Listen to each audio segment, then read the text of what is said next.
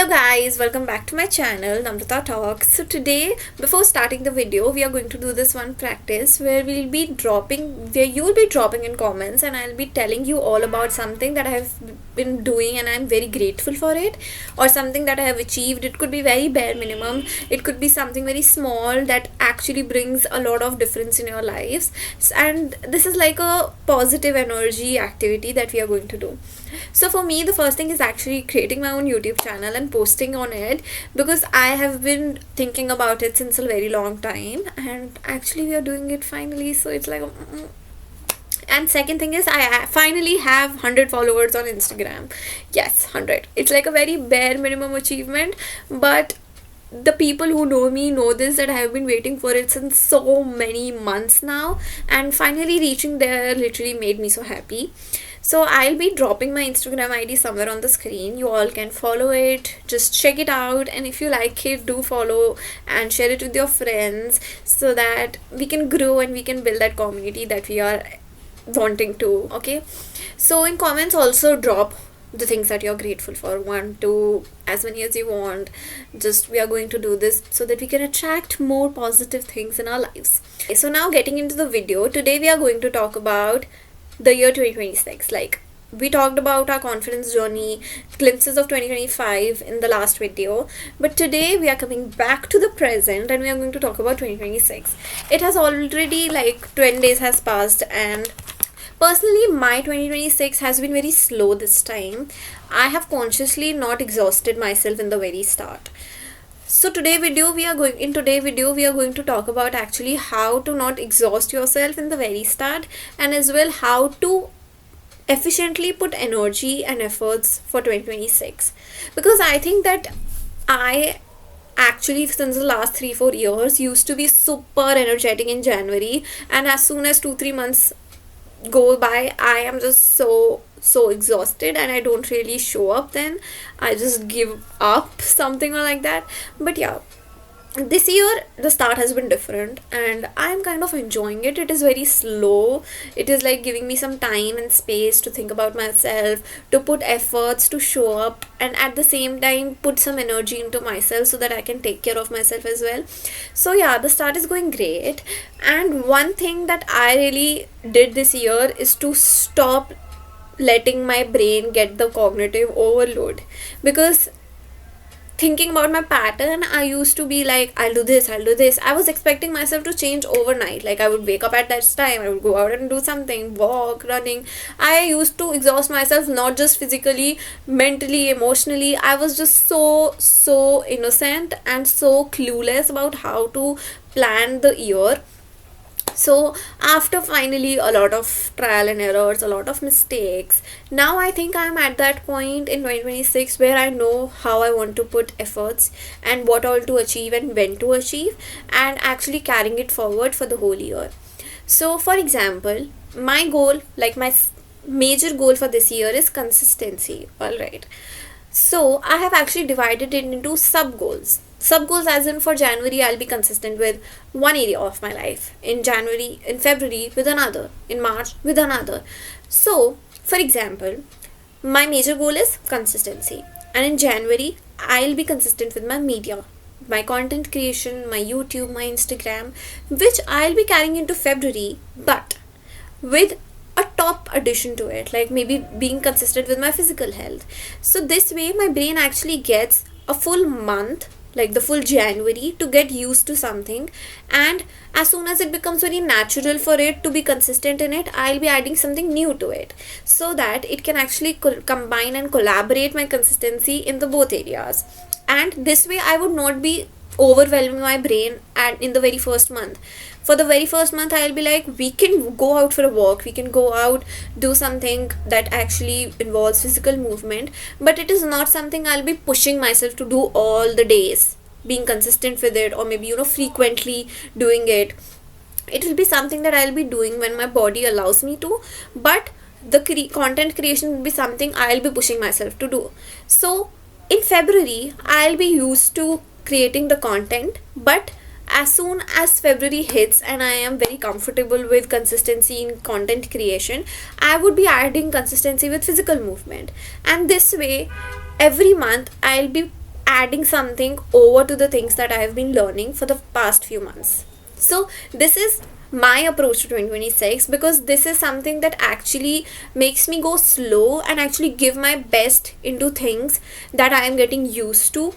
Like, the starting of the things really need to be very slow for me, or else I get so panicky, I get so overwhelmed that I have to do this. I will get up, I'll do my work, I'll do studies, I'll go and create some content, I'll do everything in a day, which is actually the main goal. But I know my version at this point cannot actually process all of that in one go, so I need to create it into chunks, I need to break it into pieces, so that I am not burnt out by the end of January.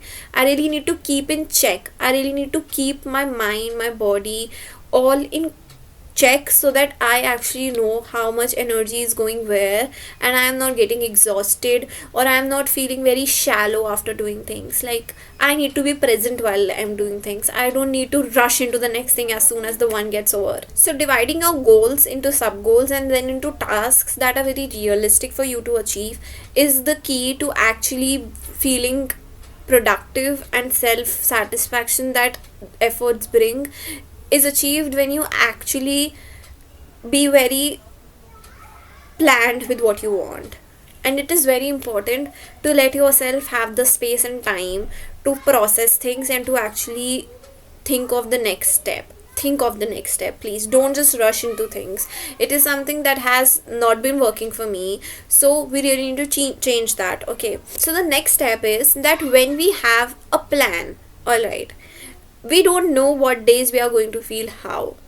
So we really need to do this. We need to go and make a plan for a day that is like the most lowest day for you. Like, imagine you wake up and you have a very, very bad day going on in your life. What all things are you going to do on that day is the question that we are going to ask. So basically, a schedule for your worst days, a routine for your worst days, some things that are non-negotiable for your health, for your mental health, physical health, financial health, any kind of area that you really want to work on this year. You're going to think about the non-negotiables, efforts that you're going to put, maybe in a low intensity, in a low amount, but you will, even on the worst days, even on the days that are very low at energy.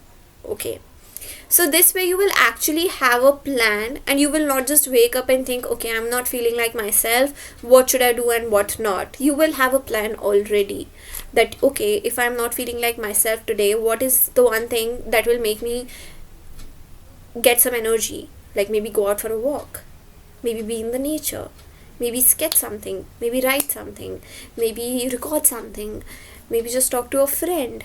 Talking to a friend is also very productive. It actually creates a very social, healthy behavior environment for you. So talking to a friend could be a very good thing you do on a very low day. Okay, it could be having a slow morning, doing some meditation, maybe not studying but rather watching something that actually helps you learn new things, giving curiosity, feed your mind with curiosity.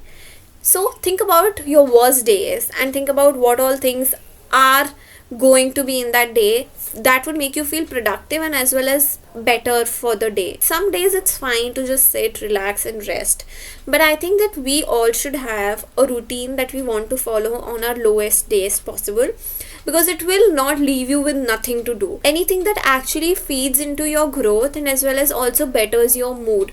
You need to think of these things that are non-negotiable for you, and you really need to put efforts into it, maybe in small amounts on the day you are feeling low, but holding yourself accountable simultaneously. All right, it's not like you'll have to push yourself to do certain things. Certain things comes very naturally. So if I'm feeling very low on some days, I really like to talk to a friend. I really like to read some novels, fictional novels, especially thrillers. I enjoy reading them. And third thing, I really like hearing people talking about some positivity in their lives, maybe watching a new podcast, maybe writing some poetry down. So there are certain things that actually you can do on the lowest days possible, but it's your mind that is not conditioned to do. So you really need to practice it. You really need to make a plan of the lowest day possible as well, so that in 2026 you actually hold yourself accountable, and you are, and not a single day is passed by where you're not taking care of yourself, where you're not improving, where you are not thinking about yourself, where your mind feels like it is not in your control. So, like, I'm not saying that obsessively control it, I'm saying that take rest, but also know when to stop and when to actually bring yourself back to life. So once when you have already given yourself the goals and divided them into sub goals and weekly tasks that you're going to do for yourself and for the growth that you are expecting, and secondly when you also have a routine for your lowest days possible, so that you're feeling better and you're feeling like you're doing something almost every day for yourself this year. The third step is actually to go back in 2025 and list down the things that you are going to carry forward in 2026, and secondly the list that you are going to leave behind, and then create some boundaries for yourself and for the people around. The boundaries that you can create for yourself is first that you really would be accountable for your own growth, and you would show up for yourself, and on days when you are not, the reason behind it should be something that is, valid enough. Okay, you cannot just procrastinate your own growth. You really need to hold yourself accountable, show up for yourself, be clear with your boundaries, take care of yourself, because at the end of the day it's in our hands what we want to do in our day. It's our decision, so we cannot blame it on something or someone all the times. Okay, and secondly is actually being clear with the people around you that at what phase you are in your life, in what phase you are in your life. It is very important that the people around you actually align with your growth, and if they are not, there might be conflict, there might be clashes, and it's very important to respect their perspective as well, and keep your in mind as well, so that you can take a decision that is fair for both the parties. So I think creating boundaries is something that should be very consistent throughout this year, for me especially, because I am very serious about the boundaries that I have with other people these days, but I lack it with my own self somewhere. So I should work more about keeping myself in check. Like, am I doing things the right way? Like, I think that weekly or maybe monthly doing an evaluation task for yourself for your growth is very important, to be in touch with your own progress and in your own growth, so that you know what all changes you really need to make for the next month. So a report card kind of a thing, every month you will give yourself a report card where you'll be talking about different areas of your lives and what all you have done to do something better in it. And by the end of the month you will be giving yourself some tips, maybe what you can do, what you can leave behind this month, what you can carry forward into the next month, what all new things you really need to do in the next month. So keep yourself accountable, keep yourself in check, evaluate yourself, be your own teacher, be your own guide, because at the end of the day only you have that control, only you have that power in your own hands of changing yourself and bettering your life. Nobody is going to do that for you. You really need to come up front and do life the way you want. So I think this way 2026 will actually be very good for all of us, because we'll know what amount of energy to put in what areas and at what time. Because I think that personally we all, no matter how many people have talked to, all have been going through the same issue, that they put so much energy into things but then they feel very burnt out because you're not doing it the right way for yourself. Think, it's not about what I do for me, it's about what do you think you can pick out from a routine and it will actually work for you. Trying new things, trying new routines and failing at them is actually a good journey, a good part of this process. So be patient with yourself, let yourself fail, let yourself take a few steps back, and then look at the bigger picture and be like, okay, I really need to change that. It's not something to feel bad about. If you are failing at something, it just means you really need to lock in and think about the changes you can do. It's your chance to make something better, it's your chance to do things in a different way.